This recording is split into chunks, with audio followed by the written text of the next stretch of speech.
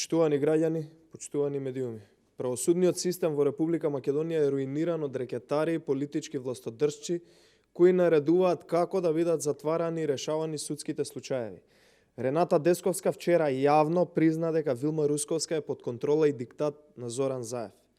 Десковска вчера пред граѓаните на гостување во национална телевизија призна дека се правела амнестија на пратеници кои биле обвинети токму од Вилма Русковска, кои неколку часа по ослободувањето гласале за уставните измени против волјата на граѓаните, а во насока на волјата на Зоран Заев и СДСМ. Очигледно е дека се монтираат случаеви за да може Зоран Заев да прави што сака во Република Македонија. Режим, диктатура и авторитаризам се мали зборови за ова што го прави СДСМ и Заев. Како што вели Десковска, на сите ни било јасно дека законот за амнестија бил донесен во време кога чекорите кои се преземале биле преземени во насока на уставните амандмани. Почитувани, нема поголем срам од тоа да еден министер што треба да спроведува правда, сам си признава пред граѓаните јавно дека спроведува неправда.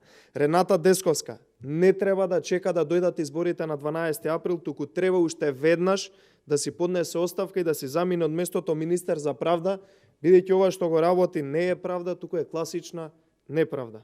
Срамот на Десковска е срам за целата држава која од неја се очекува спроведување на правда, а не личен интерес на Заев, СДСМ и останатите. Дали е јасно на Рената Десковска дека јавно призна пред целата јавност дека Вилма Русковска работи под диктат на Заев? Дали ова признание значи дека Русковска, Заев и Десковска секој еден случај го работат на принцип на уцени, закани, притисоци само за да извлечат лична политичка корист? Дали на Десковска е јасно дека за ова еден ден некој ќе сноси одговорност? Јасно е кој е принципот на работа на Русковска во случаевите кои ги води во изминативе 2-3 години. Заев наредува, а Русковска и Кацарска исполнуваат и на крај Луи Витон торбите полни со пари, никој не знае каде завршуваат. Истото се случува и во случајот Рекет. Користејќи го влијанието кон Русковска, Заев се обиде на секој можен начин да се заштити сам и политичкиот врв на власта и СДСМ. Почитувани, беше овозможено на Кати Ценева да брише докази, да губи телефони, да форматира компјутери и за целиот период додека го прави тоа, па и откако е отворена истрагата за Рекет, да зема пари од владата на Република Македонија.